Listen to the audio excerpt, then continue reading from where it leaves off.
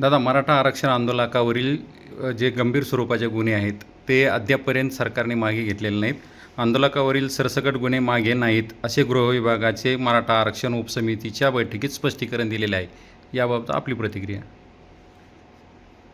सरकारनं त्याच वेळेस सांगितलेलं आहे की सरसकट या राज्यातले महाराष्ट्रभरातले सगळे गुन्हे मागं घेण्यात येतील, म्हणून त्यावेळेस आपण उपोषणसुद्धा मागं घेतलं होतं.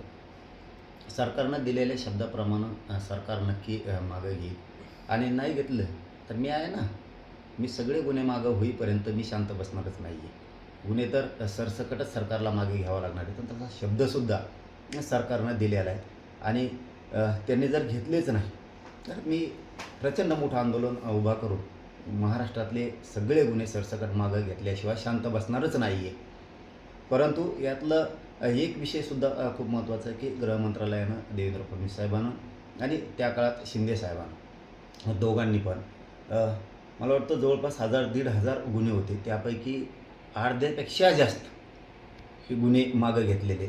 एक जर गोष्ट लक्षात घेतली तर सरकार एक गुन्हासुद्धा साधा मागं घेत नाही, परंतु मी त्यांच्यावरती सातत्यानं आंदोलन करून मराठा समाजावरचे अर्ध्यापेक्षाही जास्त गुन्हे मागं घ्यायला लावले. जवळपास 800-850पेक्षा जास्त गुन्हे वापस घ्यायला लावलेत.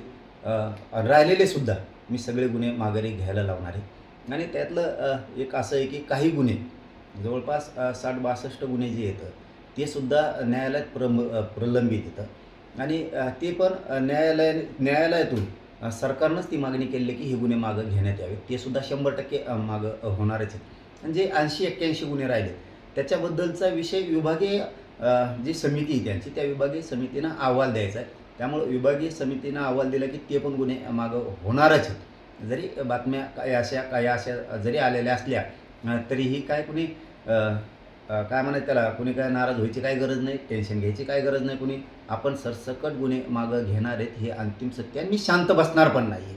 सरकारने जरी त्यांच्या शब्दापासून बदलले, देवेंद्र फडणवीस साहेब जरी त्या शब्दापासून बदलले, तर मी त्यांना एकालाही बदलू देणार नाही.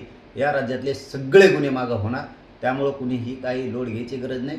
मी बघतो हे कसं काय मागं घेत नाहीत ते, मी आहे ना खंबीर, हे कशा मागं घेत नाहीत तर ते बघतोच मी.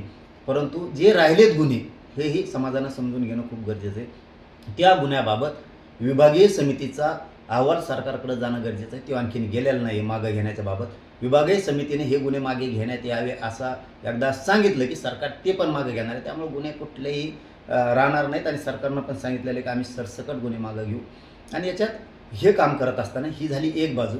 मी तर सरकारवरती सातत्यानं आंदोलनं करून गुन्हे मागं घ्यायला लावणारे, आरक्षण पण सगळं घेणारे, मी काहीही ठेवणार नाही. परंतु हे होत असताना दुसरी पण एक गोष्ट खूप महत्त्वाची, जी समिती उपसमिती मराठ्यांसाठी स्थापन झालेली, जी गठीत झालेली, त्या उपसमितीच्या मंत्रिमंडळाच्या अध्यक्षानं, त्या भिध्यक्षानं कोण आहेत यांनीसुद्धा मराठा समाजाच्या प्रश्नाकडे लक्ष ठेवलं पाहिजे. थातूरमातूर नुसत्या उपसमितीच्या बैठका घ्यायच्या आणि लोकांना फक्त दिखाऊपणा करायचा, ही जी चाललेली मराठा समाजाबद्दलची अवमानास्पद वागणूक त्या उपसमितीच्या अध्यक्षाकडून चाललेली ना, ही जरा थांबली पाहिजे. त्यांना एवढी समज पाहिजे की आपण ज्या उपसमितीच्या अध्यक्ष आहेत, आपली जबाबदारी आहे की मराठा समाजाला न्याय मिळवून देणे. मग तो आरक्षणातला असो, तो गुन्ह्यातला असो, तो सारथीतला असो किंवा तो महामंडळातला असो, याच्यासाठी समिती गठीत केलेली. समिती आणि समितीचा अध्यक्ष याच्यासाठी गठीत केलेलं नाही आहे की ज्या लोकांना याची आवश्यकताच नाही आहे अशा लोकांना विशेष निमंत्रण देऊन बोलवायचं आणि त्याच्याशी गप्पा मस्तलती मारायच्या.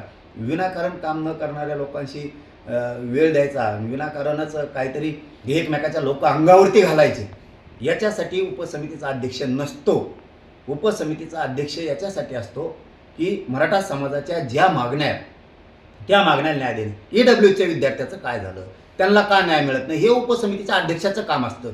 मराठ्यांच्या अंगावरती घालणं याच्यासाठी उपसमिती केलेली नाही. तुमचा मात जिरवायसाठी नाही आहे ती. तुमची मस्ती डोक्यातली मराठ्यांच्या डोक्यात घालायची आणि मराठ्यांच्या विरोधात झुंजायला लावायची, याच्यासाठी उपसमिती नसते. SCBCच्या विद्यार्थ्यांच्या निवडीच्या बद्दलचं काय, त्यांच्या आधी पदं निर्माण केलेत का? ते विद्युत सहाय्यक पोरं, आरोग्य सहाय्यकातले पोरं ते मरायला लागलेत, EWS मधल्या पोरांचं काय, ते आंदोलनं करतात, हे काम असतं. सारथीसाठी किती निधी लागतोय, किती विद्यार्थ्यांना शिष्यवृत्ती मिळाली नाही, हे उपसमितीचं अध्यक्षाचं काम असतं आणि मग माणसं पाठ थापलीत असतात. आम्हाला तर त्यावेळेस खूप वाटलं होतं की खूप चांगला उपसमितीला अध्यक्ष लागला आहे. आता मात्र मराठा समाजाच्या लेकराला 100% न्याय मिळणार आहे. परंतु मात्र त्यांनी उलट्या दिशेने उपनायला चालू केलं. मराठ्यांच्या अंगावरती घालायची ही चळवळ सुरू केली. म्हणजे तुम्हाला प्रश्न सोडवायचे नाहीत, पण मराठ्यांच्या अंगावर घालायचे. यांनी तुम्ही कधीच मोठे होणार नाहीत. तुमच्या डोक्यात काही हवा शिरली असेल की मी मराठ्यांचे प्रश्न दाबील, मराठ्यांच्या अंगावरती घालील आणि मग त्यातून आता तुम्ही रडणारच ना. तुम्हाला प्रश्न सोडताय ना तो उपसमितीचा अध्यक्ष झाल्यापासून मराठ्याचे. मग काय करायचं? तो नुसतं मीडियात कलगी तुरा लावून द्यायचा मराठ्यात. तुम्ही जिंकणार नाहीत, लक्षात ठेवा. तुम्ही खूप खोल चिखलात चाललात आता. तुमची ही जबाबदारी. सारथीच्या विद्यार्थ्याची कसं काय शिष्यवृत्ती येत नाही? NMHचा विषय काय आहे? किती डिप्लोमा होते? ते का बंद पडले? का संख्या कमी केली विद्यार्थ्यांची? परदेशात किती विद्यार्थी आहेत? त्यांच्या पैशाचं काय झालं? का ओबीसीच्या धर्तीवरती ओबीसींना ज्या योजना आहेत त्या मराठ्यांना का नाही आहेत? बरं आहेत तर किती आहेत? का बंद पडल्यात? किती पडल्यात सारथीच्या? हे बघायचं अध्यक्षाचं काम नाही का उपसमितीच्या? नुसतेच बोलायचं आणि मराठ्यावर चढून घालायचे. याच्यासाठी उपसमिती नाही अध्यक्ष नेमलेलं तुम्हाला. सारथीला महामंडळाला किती निधी पाहिजे? किती पोरांचे परतावे थांबलेत? LY का बंद आहे? किती पोरं कर्जबाजारी झालेत? हे बघायचं काम नाही का तुमचं? का नुसते मराठ्यांच्या अंगावर ते घालायचं? असले बेचव कामं करायसाठी तुम्हाला उपसमितीचा अध्यक्ष नाही केलेलं. आज मराठा तुमची पाठ थापतात होता. हाच माणूस मराठ्यांना न्याय देऊ शकतो. पण तुम्ही निकामी एक. महाराष्ट्रातील सर्व बातम्यांचे विश्वासार्ह व्यासपीठ.